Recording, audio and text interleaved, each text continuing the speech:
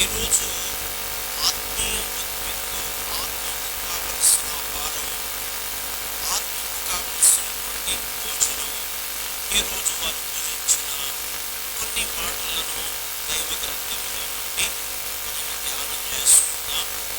పరిశుద్ధమైన మత్తయి రాసిన సువార్తలో 26వ అధ్యాయము 26 నుండి 29 వచనాలు.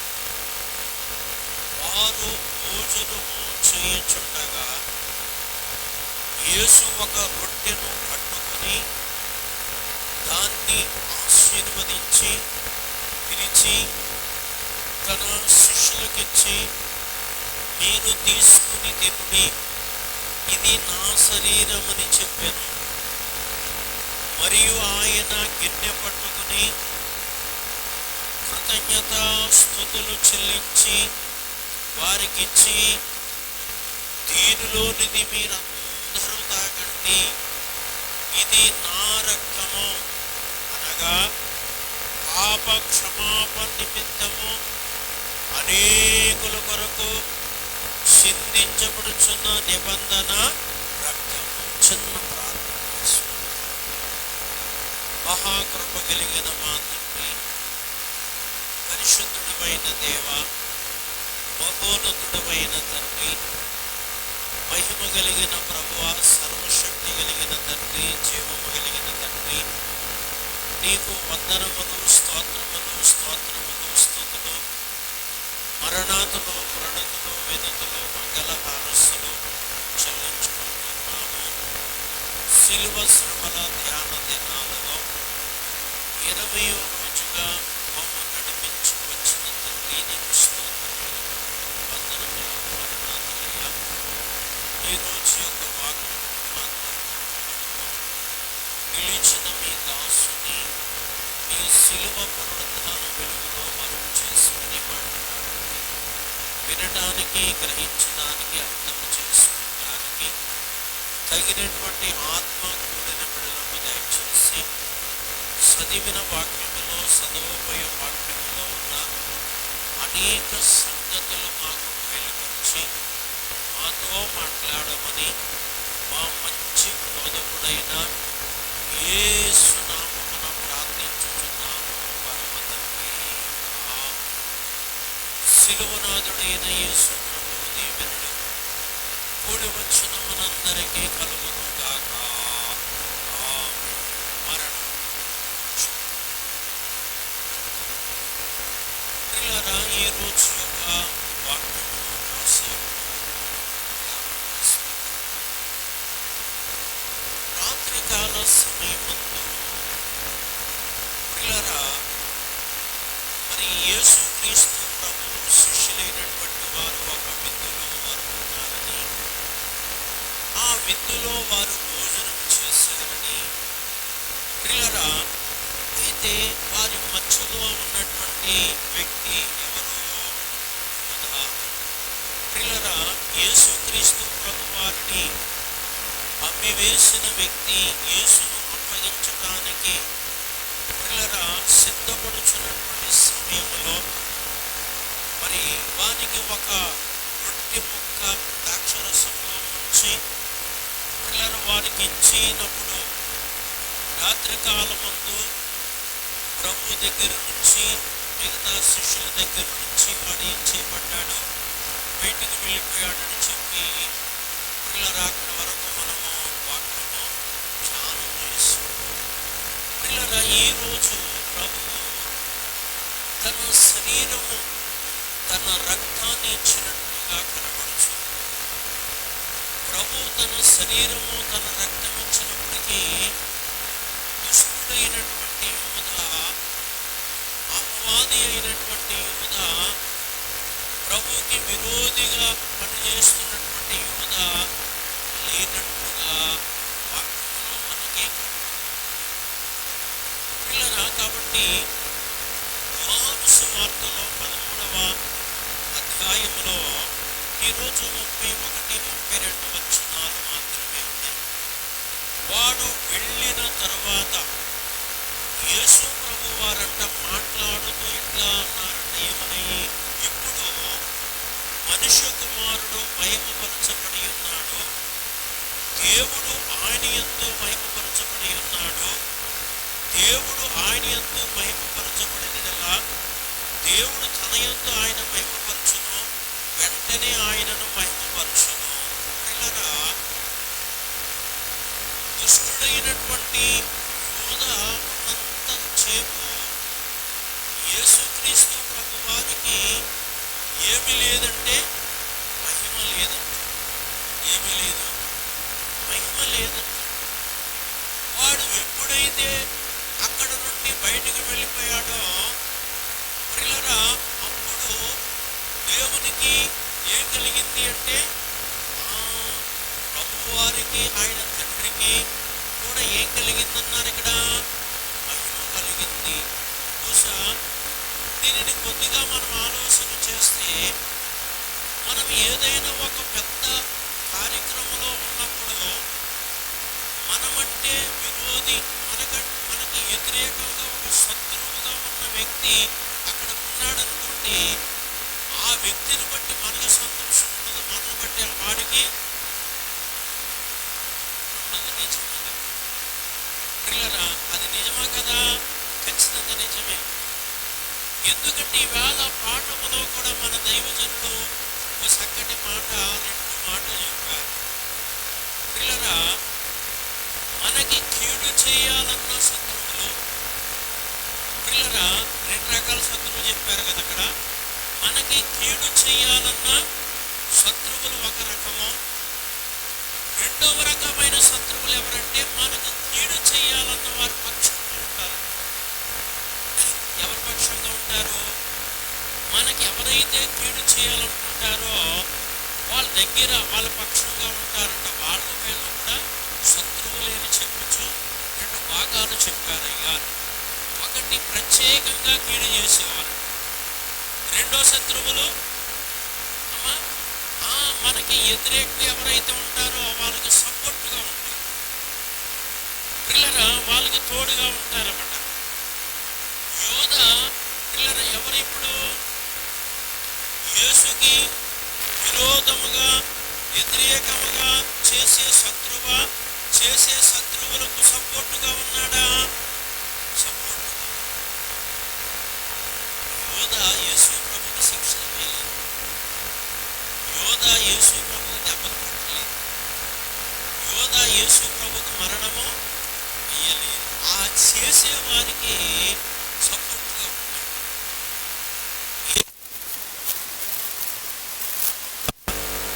ప్రియులారా, ఈ కొట్టాలి, తిట్టాలి, చంపాలి, రక్తం చిందించాలి, ఈ మరణ శిక్ష వెయ్యాలన్నారు చూసారా?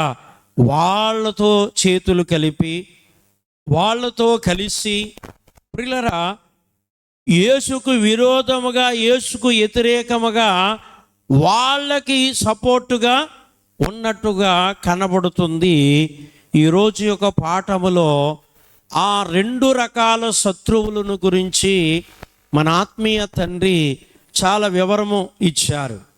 ప్రియులారా, ఇక్కడ వాక్యములో వాడు వెళ్ళిన తర్వాత ప్రియులారా, రాత్రికాల సమయంలో వాడు వెళ్ళిపోయాడు. ఈరోజు యేసు ప్రభు మిగతా శిష్యులతో ఏం మాట్లాడుతున్నారు అంటే, ఇప్పుడు మనుష్య కుమారుడు మహిమపరచబడుచున్నాడు. ఇప్పుడు మనుష్య కుమారుడు మహిమపరచబడుచున్నాడు. ఇప్పుడు వరకు ఏమి లేదు, ఆయనకి మహిమ లేదు.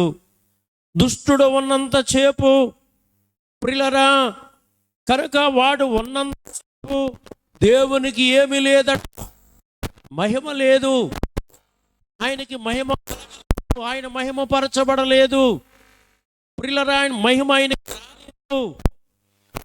ఎప్పుడైతే బయటికి వెళ్ళిపోయాడో, ఎప్పుడైతే వాడు ప్రియులారా విడిచి వెళ్ళిపోయాడో, అప్పుడు ఆయనకి ఏం కలిగింది? మహిమ కలిగింది. ప్రియులారా, ఈ వాక్యాన్ని బట్టి మనము భావించుకోవలసిన విషయం ఏమిటంటే, మన ద్వారా దేవునికి మహిమ కలుగుతుందా? మన ద్వారా దేవుడు మహిమపరచబడుతున్నాడా? మన మాటలలో కానీ, మన చేతలలో కానీ, మన నడవడిలో కానీ, మన ప్రవర్తనలో కానీ, ప్రియులారా, మన బ్రతుకు బట్టి దేవునికి అవమానము కలుగుతుందా లేక దేవునికి మహిమ కలుగుతుందా కొద్దిగా మనం ఆలోచించాలి. ప్రియులారా, కనుక ఆలోచన తెలిసిపోతుంది.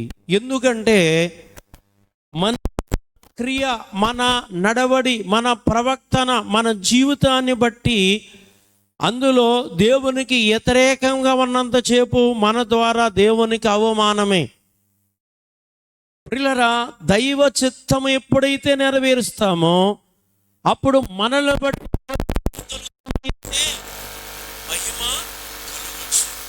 ప్రియులారా, కాబట్టి మరి అందుచేతనే ఇక్కడ యోధావలే దేవునికి విరోధులకి, దేవునికి వ్యతిరేకులకి, ప్రియులారా, దేవుని పనికి, దేవుని కార్యానికి, రక్షణ కార్యానికి, దేవుని రాజ్య కార్యానికి కీడు చేసే వారికి సపోర్టుగా మనము కూడా యోధాలా ఉన్నామనుకోండి. ప్రియులారా, నాశనం తర్వాత ముందు మన వల్ల దేవునికి మహిమ రాదు. ఎవరు వల్ల దేవునికి మహిమ రాదో వాళ్ళకి శ్రమ. రాత్రి చూసాం కదా. ప్రియులారా, యోధాకి ఏమని చెప్పారు ప్రభు? శ్రమ అని చెప్పేశారు క్లియర్గా. ఏంటంట? శ్రమ అన్నారు. కనుక అందుకే నరకము నాశనం తర్వాత వస్తాయి రామకన్న మానవు. కానీ ముందు ఏమొస్తుంది అంటే వాళ్ళకి శ్రమ వస్తుంది. ఏమొస్తుందండి? శ్రమ వస్తుంది. ప్రియులారా, ఈ రోజు యొక్క విందు ఆత్మీయ విందు, నిన్నవారు భుజించినటువంటి విందు శరీర భోజనం, శరీర విందు, శరీర భోజనం. కానీ ఈ రోజు చేసే ఈ రోజు విందు ఆత్మీయ భోజనం. అంటే శిలువ శ్రమల ధ్యానములలో ప్రభువే శిష్యులైన వారికి ఆయన శరీరమును, ఆయన రక్తాన్ని స్వయంగా అందించినట్లుగా కనబడుచున్నది. బహుశా కొందరు శ్రమలలో ప్రభు శరీరము తినకూడదని, శ్రమలలో ప్రభు యొక్క రక్తము తాకూడదని కొందరు చెప్తూ ఉంటారు. కానీ శ్రమలలో ప్రభువు ఇచ్చిన శరీర రక్తాలు, పరిశుద్ధ గురువారము కూడా ప్రభు ఇచ్చినటువంటి శరీర రక్తాలు మనకి భాగాలుగా కనబడుతూ ఉంటాయి. ప్రియులారా, కాబట్టి అందుచేతనే ఆయన శరీరము, ఆయన రక్తము చాలా విలువైంది. కాబట్టి మనము అన్ని కాలాలలో ప్రభు శరీరము తినటం, ప్రభు రక్తం తాగటం మానకూడదు.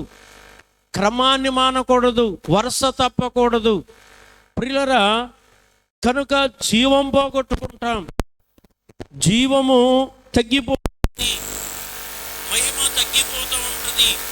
ప్రియులారా, అందుచేతనే ప్రభు శరీర రక్తాలు ఏం చేయకూడదంటే మానకుండా క్రమ పద్ధతిలో మనం తీసుకోవాలి. ప్రియులారా, మరి మత్తయి సువార్తలో మనం వాక్యాన్ని చదువుకున్నాం. ఈరోజు 4 సువార్తల్లో ఉన్నాయి. ప్రియులారా, మత్తయి సువార్తలో చదువుకున్నాం. వారు భోజనము చేయుచుండగా, చూడండి, భోజనం అంటే ప్రభు రక్తాల భోజనం కాదు, శరీర సంబంధమైనటువంటి భోజనము. ప్రియులారా, వారు భోజనము చేయుచుండగా ప్రభు పట్టుకునే రొట్టె అనే ఈ భోజనము ఆత్మీయ భోజనం. అందుకే ఇక్కడ యేసు ఒక రొట్టెను పట్టుకుని దానిని ఆశీర్వదించి అనే మాట ఇక్కడ మనకు. యేసు ప్రభు వారు ఏం తీసుకున్నారటండి? ఒక రొట్టెను తీసుకున్నారు. ప్రియులారా, రొట్టెను తీసుకున్నప్పుడు ఆశీర్వదించారు, శిష్యులకు ఇచ్చారు. ప్రియులారా, కాబట్టి రొట్టెను పట్టుకున్న ప్రభువు రొట్టెను విరిసి, రొట్టె ఒకటే కాబట్టి ఆ ఒక్క రొట్టెను విరిచి ప్రియులారా శిష్యులైన వారికి తలకో మొక్క ఇచ్చారు. శిష్యులైన వారికి ఏం చేశారట? తలకో మొక్క ప్రియులారు ఇచ్చారు. ఏ మొక్క? మాంసం మొక్క అమ్మా, రొట్టె మొక్క. ఏ మొక్క అంట? రొట్టె మొక్క. చాలామంది ఈ శిలువ ధ్యానాలలో ఏం ఆశించరు? మాంసం మొక్కలు ఆశించరు కదండి. ఇంకా కొంతమందికి ఇంకా ఆ కాలం ఈ కాలం ఏ కాలం ఉండదు. ఇంకా ఏం అన్ని కాలాలలో మొక్క కక్క లేకపోతే ముద్ద దిగదు అన్నట్టుగా కొంతమంది ఉంటారు. కొంత దీక్ష మనకు అవసరం, కొంత నిష్ఠ మనకు అవసరం, కొంత భక్తి మనకి అవసరం. మనం ఎప్పుడు 365 రోజులు కోళ్ళు తినేస్తాం, మేకలు తినేస్తాం, చేపలు తినేస్తాం, ఇంకా ఎన్నో తినేస్తూ ఉంటాం. ప్రియులారా, ఒక 40 రోజులు, ఈ 365 రోజుల్లో ఒక 40 రోజులు మాంసాహారములు పక్కన పెట్టి ప్రియులారా కూరగాయలతో ఒక పూట భోజనం చేసి ఒక పూట ఉపవాసం ఉండి ఈ 40 రోజులు ధ్యానించటం వలన మనకి చాలా ఆరోగ్యం, మనకి చాలా దీవెన. ప్రియులారా, బాగోలేని మనిషి డాక్టర్ దగ్గరికి వెళ్ళగానే డాక్టర్ ముందు ఏం చెప్తాడు? కాయగూరలు తినండి అంటాడు, కూరగాయలు తినండి అంటాడు, మాంసాహారాలు మానేయండి అంటాడు. ప్రియులారా, మసాలాలు, కూరగాయలు ఏమేస్తాను నమ్మకం, మాంసాలు అయితేనే కదా మసాలా వేసేది, మసాలాలు మానేయండి అంటాడు. ప్రియులారా, ఎందుకు అంటే కూరగాయలు తినటంలో మనకులో ఆరోగ్యం పుట్టుకొచ్చేస్తుంది.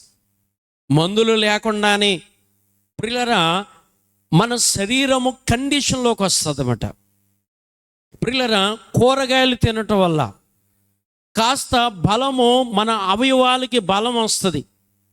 ఈ కక్క ముక్క తిన్నప్పటికి ఏమవుతుందంటే శరీరంలో పట్టు ఉండదు, తిన్నానని రుచి అని ఆ సంతోషం, ఆ ఫీలింగ్లో ఉంటాం తప్ప అదేం బలమేమి జబ్బు మనకి. ఇంకా ప్రియులారా, మాంసాహారాలు తిన్నప్పటికీ మనకి అరుగుదల తగ్గిపోతూ ఉంటుంది. మనకి మిషన్ ఉంటుంది కదా, అరుగుదల మిషను, దానికి భారం అయిపోతూ ఉంటుంది. ప్రియులారా, దానికి భారం అయిపోయి ఆ భారము, ఆ ఎఫర్ట్ ఎక్కడ పడుతుంది అంటే గుండె మీద పట్టే అవకాశం ఉంటుంది. మీ అర్థమైంది కదండి, గుండె మీద పడే అవకాశం ఉంటుంది అన్నమాట. ప్రియులారా, అందుచేతని డాక్టర్ గారు చెప్పేది ఏంటంటే బాడీ కండిషన్లోకి రావాలంటే, అందుకని కొంతమందికి అయితే మొత్తం కూరగాయలు లేవు, నారగాయలు లేవు, శుభ్రంగా ఏం పెడతారు? సెలన్స్ పెడతారు. ఆ జబ్బు, ఆ రోగం నయం అయ్యేదాకా వారంలో అయినా సరే ఏం పెట్టొద్దని చెప్పి సెలన్స్ పెడుతూ ఉంటారు. ఆహారం అనేది బాడీలోకి వెళ్తుందా? వెళ్ళదు. కాబట్టి ఇలా కూడా మనం కొద్దిగా ఆలోచిస్తే మనకెంతో ఆరోగ్యం. కొంతమందికి ఇంకా అప్పుడు లేదు, ఇప్పుడు లేదు, ఎప్పుడు లేదు, కక్క ముక్క కావాలి. ప్రియులారా, ఈ 40 రోజులు కక్క ముక్క వాటి చూడకండి. ఈ 40 రోజులు ప్రభువును చూడండి, మన కొరకు పొందిన శ్రమలను చూడండి. ప్రియులారా, ఆ శ్రమలను ధ్యానించి ఈ దీక్షలో, ఈ భక్తిలో, ఈ పరిశుద్ధతలో మనం ఉంటే ఎంత దీవెనో మనకు తెలియదు, ఎంత ఆశీర్వాదం అంటే చెప్పలేం. అంత భాగ్యం మనకి కలుగుతుంది. కాబట్టి ఈ 40 దినాలు సిలువ నీడలో మనము ఉండాలి. ప్రియులారా, యేసు ప్రభు వారు ఏం పట్టుకున్నా ఏమిచ్చారు? వాళ్ళకి మొక్కలు ఇచ్చారు. మొక్కలు అంటే మాంసం మొక్కలు కాదు, రొట్టె మొక్కలు ఇచ్చారు. అని ఏమిచ్చారటండి? తలకో రొట్టె మొక్క ఇచ్చేశారు. వాళ్ళ చేతుల్లో ఉన్నాయి. ప్రియులారా, వాళ్ళ చేతుల్లో ఉన్న తర్వాత ఇంకా వాళ్ళు ఏం చేయాలి అని ప్రభు వైపు ఎదురు చూస్తున్నారు. ప్రభు ఒక రొట్టెను పట్టుకున్నారు, ఆశీర్వదించారు, ఇరిసి తలకో మొక్క ఇచ్చేశారు. వాళ్ళ చేతుల్లో మొక్కలు ఉన్నాయి. వాళ్ళు ఇది ఏం చేయాలని చూస్తున్నారు. ఇప్పుడు తినాలని తెలుసు, కానీ ఆయన ఏం చెప్తే అది చెయ్యాలి కదా వాళ్ళు, అందుకు కనిపెడుతున్నారు. కనిపెట్టినప్పుడు ప్రభు ఏమన్నారు అనంటే, ఇది నా శరీరము అన్నారు. ఇది మీరు తీసుకుని తినండి, ఇది నా శరీరం అన్నారు. ప్రియులారా, కాబట్టి బహుశా ఆ 11 మందిలో డౌట్ రావాలి. ఆ 11 మందిలో కొంతమందికైనా డౌట్లు బాగా వస్తాయి కదా మనకి, అనుమానాలు బాగా ఎక్కువ, అనుమానం పెనుగోతామని. ప్రియులారా, అక్కడ ప్రభువు పట్టుకున్నది ఏంటి? రొట్టె. ఇరిసి వాళ్ళకి తలకో మొక్క ఇచ్చింది కూడా రొట్టె. వీళ్ళ చేతిలోకి వచ్చిన తర్వాత ఇది నా శరీరం తినండి అన్నారు. ఏమన్నారు? ఇది నా శరీరము తినండి అన్నారు. ప్రియులారా, మరి ఇప్పుడు ఏం చేయాలి వాళ్ళు? రొట్టె అనుకోవాలా, ప్రభు శరీరం అనుకోవాలా? ప్రభువు మాటను బట్టే ఉన్నారు కాబట్టి ఎదురు ప్రశ్నలు ప్రభు మీద ఇంకేమీ వేయకుండా నమ్మకముతో, విశ్వాసముతో ఏం తిన్నారు? అక్కడ రొట్టె ద్వారా ప్రభు శరీరము తిన్నారు. రొట్టె ద్వారా ప్రభు శరీరము తిన్నారు. అయ్యా, మాకు శరీరం ఉంది కదా, నీ శరీరం మాకెందుకు అని అన్నారా? లేదు. ప్రియులారా, ప్రభు శరీరములోనికి మనము మార్పు చెందాలి. ప్రభు యొక్క రూపములోనికి మనము మార్పు చెందాలి. అది వారికి తెలుసు. అందుకే ప్రియులారా, మాకు శరీరం ఉండగా నీ శరీరం ఎందుకు అనలేదు. ప్రియులారా, కాబట్టి ఇది రొట్టె కదా, శరీరం అంటున్నావేంటి అని కూడా అనలేదు. వారిలో నమ్మకము గొప్పది, విశ్వాసము గొప్పది, నమ్మకము గొప్పది, విశ్వాసము గొప్పది. ప్రియులారా, నమ్ము వారికే సొమ్ము అన్నారు అయ్యారు, నమ్మలేని వారికి దుమ్ము అన్నారు. దేవుని బట్టి ప్రియులారా, ఏది విశ్వసించినా, ఏది నమ్మినా అది మనకి గొప్ప భాగ్యముగా మనం ఎంచుకోవాలి. కనుక అప్పుడు వారు తినేశారు. ప్రభు శరీరముగా శిష్యులందరూ కూడా 11 మంది తిన్నారు. ఒకడు పోయాడు కదా, రాత్రి వెళ్ళిపోయాడు వాడు. ప్రియులారా, ఈ 11 మంది కూడా తినేసిన తర్వాత మరలా ఆయన ఏం చేశారంటే, ఇక్కడ 2 కలిపి ఇవ్వలేదు, విడివిడిగా ఇచ్చారు. యోధాకైతే కలిపి ఇచ్చారు. అక్కడ మీరు బాగా చూడండి. అంటే కొంతమంది భేదం చేస్తారు. రొట్టెను తిని తర్వాత ద్రాక్షారసం తాగుతాం కాదు, రొట్టె ద్రాక్షారసం మిక్స్ చేసేసి కలిపేసి తీసుకోవాలని అంటారు. అది అలాగా ప్రభు ఎవరికి ఇచ్చారు? యోధాకి ఇచ్చారు. కానీ ఈ 11 మంది శిష్యులకి అలాగే ఇవ్వలేదు. నిన్న చూసాము, రొట్టె ముక్క ప్రియులారా ఆ ద్రాక్షారసములో ముంచి వాడికి ఇచ్చారు. ఇప్పుడు రొట్టె ద్రాక్షారసం కలిసి ఉంది, నా శరీర రక్తాలని ప్రభువు కూడా అక్కడ చెప్పలేదు. ఆ మొక్క తీసుకుపోయాడు వాడు. కానీ శిష్యులకు 11 మందికి ఇచ్చేటప్పుడు ఏం చేశారంటే విడివిడిగా ఇచ్చారు. ఇక్కడ మీరు చూస్తే ముందు రొట్టె పని అయిపోయింది. ఒకే రొట్టె పట్టుకొని ఆశీర్వదించి మొక్కలు చేసి ఇచ్చిన తర్వాత తీసుకు తినండి నా శరీరం అని చెప్పారు, అయిపోయింది. రెండవది 27లో ద్రాక్షారసముతో ఉన్న ఒక గిన్నె పట్టుకున్నారు. ప్రియులారా, ద్రాక్షారసముతో ఉన్న ఒక గిన్నె పట్టుకుని కృతజ్ఞత స్తుతి చేశారు. రొట్టె పట్టుకున్నప్పుడు ఆశీర్వదించారు. ద్రాక్షారసము గిన్నె పట్టుకున్నప్పుడు కృతజ్ఞత స్తుతి చేశారు. ప్రియులారా, అంటే ఆయన పని సగము పూర్తయింది, కృతజ్ఞత స్తుతి వచ్చింది. మీకు అర్థమైంది కదండి. మనము పనిలో ఉన్నప్పుడు సగం పని చేసిన తర్వాత, దేవా సగం పని జరిగించావు నాయన, నీకు వందనాలు, స్తోత్రాలు, మరణాతలు అంటామనమా? అంటామట. వస్తే ఏం జరగలేనప్పుడు అనం కదా. సగం అయిన తర్వాత సగం పని పూర్తయింది, సగం కార్యం జరిగింది. సగం పని ఏంటి, సగం కార్యం ఏంటంటే నా శరీరము తినండి అని ప్రియులారా ప్రభు వారికి ఇచ్చిన పనిలో సగం పని పూర్తయింది. మరో సగం పని ఏముంది అంటే ఆయన రక్తము. ప్రియులారా, అందుకే సగం పని పూర్తయింది కాబట్టి గిన్నె పట్టుకున్న తర్వాత ఏమన్నారు? కృతజ్ఞత స్తుతి చెల్లించారు. ప్రియులారా, అప్పుడు అంటారు, దీనిలో మీరందరూ తాగండి. ఏమన్నారు? దీనిలోనిది మీరందరూ తాగండి అని చెప్పి, ప్రియులారా, తాగమన్న తర్వాత దాని వివరణ చెప్పారు 28లో. ఇది నా రక్తము, అనగా పాప క్షమాపణ నిమిత్తము అనేకుల కొరకు సింధించబడుచున్న నిబంధన రక్తము. నిబంధన నీకాడ 1 కింద క్రొత్త నిబంధన అని రాయబడింది. ఏ నిబంధన అంట? క్రొత్త నిబంధన. ప్రియులారా, దైవజనులు క్రొత్త విషయాలు లేనిదే ఈ క్రొత్త మిషను ఎందుకు రావాలి అన్నారు. ఏ విషయాలు లేనిదే? క్రొత్త విషయాలు లేనిదే ఈ క్రొత్త మిషను ఎందుకు రావాలి అన్నారు. క్రొత్త విషయాలు ద్వారాగానే ప్రియులారా, కాబట్టి మనలో ఒక అభివృద్ధి, ఆత్మీయ ఎదుగుదల.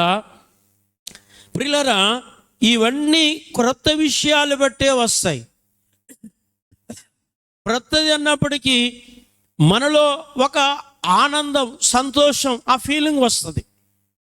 ప్రియులారా, ఈ శ్రమలలో మనం ఏమనుకోండి, కొత్త బట్టలు వేసుకున్నారనుకోండి, అందరూ చూస్తారు, మనం కూడా ఏమనుకుంటాం, ఇలా చూసుకుంటూ ఉంటాం.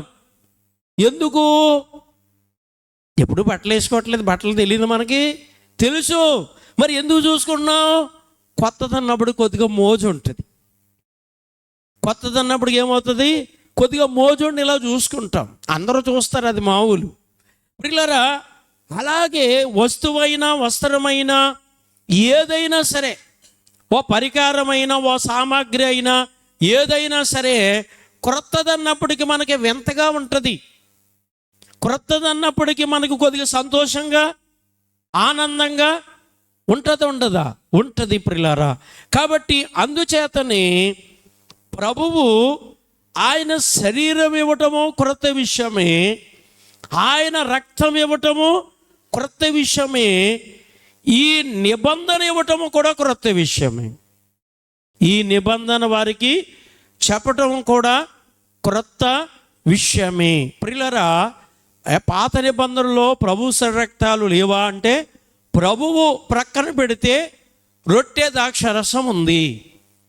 ఈ రొట్టె ద్రాక్షరసము అబ్రహాము గారికి మెల్కీషెదెకు అనే రాజు, సాలేము రాజు గారు వచ్చి ఆ రొట్టె ద్రాక్షరసం ఇచ్చారు. ప్రభు శరీర రక్తాలను లేదు అక్కడ. ఏమిచ్చారు? ప్రభు యొక్క శరీర రక్తాలను లేవు, కానీ రొట్టె ద్రాక్షరసం ఇచ్చారన్నారు. సేమ్ అదే జరుగుతుంది ఇక్కడ.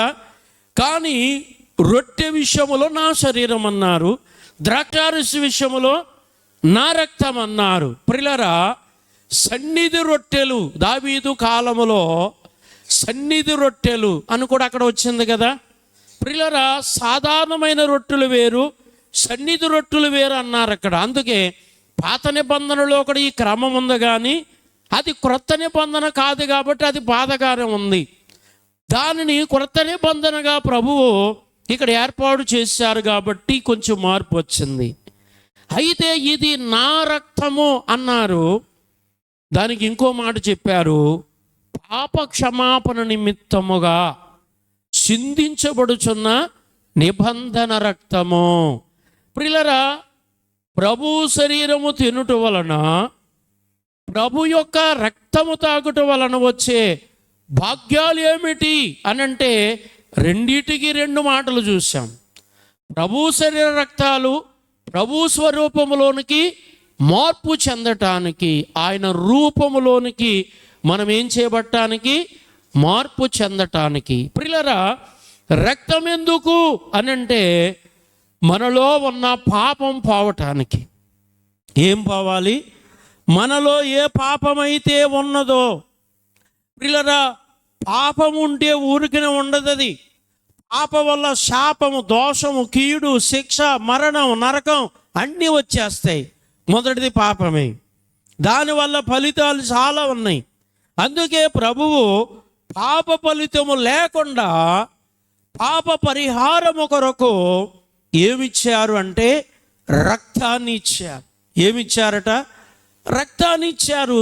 ఆ రక్తము తాగటం వల్ల మనకేం కలుగుతుంది అంటే పాప క్షమాపణ కలుగుచుంది. ప్రియులారా, కనుక వారు తాగారు. అందుకే వారు రొట్టెను తిన్నారు, రెండవది ద్రాక్షారసము తాగారు. రొట్టెను తినేటప్పుడు ప్రభు వారి మనసు ఎటు త్రిప్పారు? ఆయన శరీరం మీదకి త్రిప్పారు. ద్రాక్షారసం తాగేటప్పుడు ఎటు త్రిప్పారు? ఆయన రక్తం మీదకి త్రిప్పారు. ఎందుకంటే రొట్టె అనుకుంటే వారికి ఆశీర్వాదం రాదు, ద్రాక్షారసం అనుకుంటే ఆశీర్వాదము రాదు.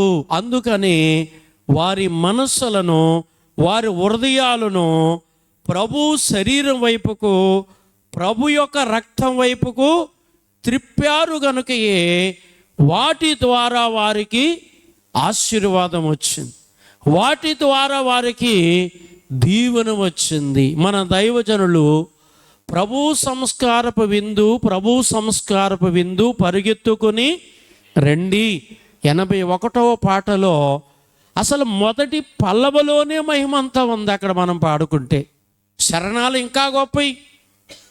ప్రియులారా, ఆ పల్లవలోనే ఏముంటుంది? పాప వ్యాధికి ముందు పరిగెత్తుకు రండి. దేనికి ముందంట? ప్రియులారా, ఇది బయట వాళ్ళకి చెబితే ఎటకారంగా ఉంటుంది. దేనికి ముందు? రోగానికి ముందు, జబ్బుకు ముందు, తెగులుకు ముందు, వ్యాధికి ముందు అంటున్నాం. అలాగే పాపానికి ముందు అన్నారు దైవజనులు. జబ్బు వచ్చింది, తగ్గాలంటే మనం మందు వేసుకోవాలి. రోగం వచ్చింది, తగ్గాలంటే మందు వేసుకోవాలి. అనారోగ్యం వచ్చింది ప్రియులారా, తగ్గాలంటే మనం ఏం చేయాలి? మందు వేసుకోవాలి. మందు అంటే డాక్టర్లు ఇచ్చే మెడిసిన్. ప్రియులారా, వేసుకోవాలి. అందుకే దైవజనులు ఇక్కడ ప్రభు శరీరక్తాల గురించి అంటారు, పాప వ్యాధికి మందు. ఏ వ్యాధి కంట? పాప వ్యాధి. మనలో ఏ వ్యాధి ఉందంట? పాపమనే వ్యాధి ఉందంటండి. ఈ పాపమనే వ్యాధి ఏం చేసినా పోదు, ఏం వేసినా పోదు. ప్రియులారా, ఏమి చేసినా ఈ పాపం పోదు, ఏమి వేసినా ఈ పాపము పోదు. ఈ పాపానికి మందు ఏమిటి అంటే ప్రభు శరీరము, ప్రభు రక్తము. ప్రభు శరీరము ద్వారా, ప్రభు రక్తము ద్వారా ఈ పాప వ్యాధి పోతుంది. అందుకే ఏం చేయండి? పరుగెత్తుకు రండి, ప్రభువే మనకి విందు. ఎవరు విందు అంటండి? ప్రభువే మనకి విందు. అక్కడ ఇంకా చెప్పాలి, ప్రభు విందు అంటే మేక విందు, కోడి విందు, శాప విందు అంటాం చూసారా? అలాగే ఇప్పుడు ఏమైందంటే ప్రభువే మనకి విందు. ఎవరు విందు? ప్రభువే మనకి విందు. అందులో ఒక శరణం అంటారు. ప్రియులారా, ప్రభు శరీర రక్త వలన పాప పరిహారము, ప్రభు శరీర రక్త వలన వ్యాధి పరిహారము, ప్రభు శరీర రక్త వలన నిత్య జీవ భాగ్యము. అంటే ఇది ఆ రాజ్యం మనకు కలుగుతుంది. 3 మాటలు. ప్రభు శరీర రక్త వలన పాప పరిహారము. పాపము పోవాలి అంటే ఇదిగో ప్రభు శరీర రక్తము కావాలి. వ్యాధి పోవాలి అంటే ఏం కావాలట? ప్రభు శరీర రక్తము కావాలి. ప్రియులారా, అలాగునని జీవములోనికి, మోక్షములోనికి మనం చేరాలంటే ఏం కావాలట? ప్రభు శరీరము కావాలి. అందుకే ఈ దినము శిష్యులైనటువంటి వారికి ఆయన శరీరాన్ని ఇచ్చారు, ఆయన రక్తాన్ని ఇచ్చారు. ప్రియులారా, ఎందుకు ఇది అనంటే, ఒకటి ఆయన స్వరూపములోనికి మార్చబడాలి, 2 మనలో ఉన్న పాపాలన్నీ పోవాలి. ఈ 2 కార్యాలు జరగాలంటే ప్రభు శరీరక్తములు అనేటువంటి జీవాహారాన్ని మనము భుజించాలన్నమాట.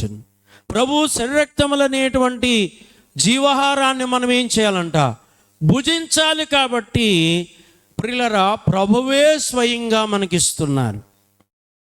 ప్రభువే స్వయంగా ఆయన శరీరము, ఆయన రక్తమును మనకి అందిస్తున్నారు. ప్రియులారా, దేవుడు బయలుపరిచిన బైబిల్ మిషన్లో దైవజనులు నాకేమీ కొదువు అనే పాటలో రాజే స్వయముగా మనకి అందిస్తున్నారని రాశారు.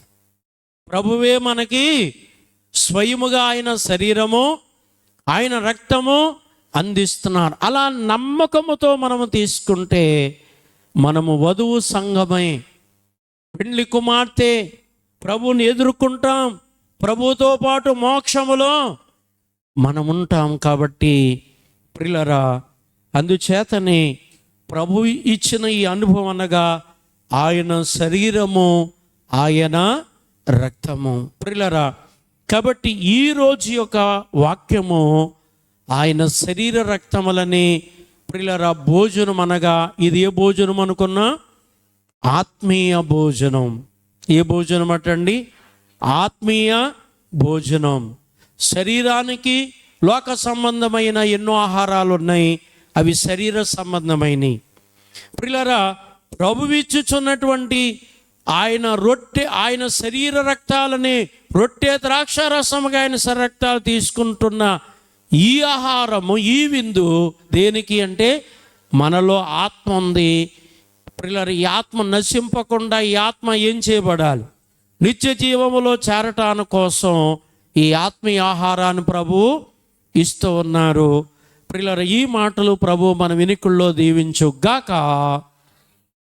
దయగల మా తండ్రి, ప్రేమగల ప్రభువా, నీకే వందనములు, స్తోత్రములు, స్తుతులు, మరణాతలు, ప్రణతులు, వినుతులు, మంగళహారస్సులు చెల్లిస్తున్నాం. ఇంతవరకు నీ పరిశుద్ధ గ్రంథములో కొన్ని సంగతులు, కొన్ని విషయాలు ఈరోజు యొక్క వాక్యమును ధ్యానించటానికి గాన మీరు కృప చూపించారు. మీకు వందనములు, మీకు స్తోత్రములు, మీకు స్తుతులు. ఈ మాటలు అందరి హృదయములో నిలిచి ఫలించినట్లు దీవించమని యేసు నామమున ప్రార్థిస్తున్నాను పరమ తండ్రి. ఆమేన్.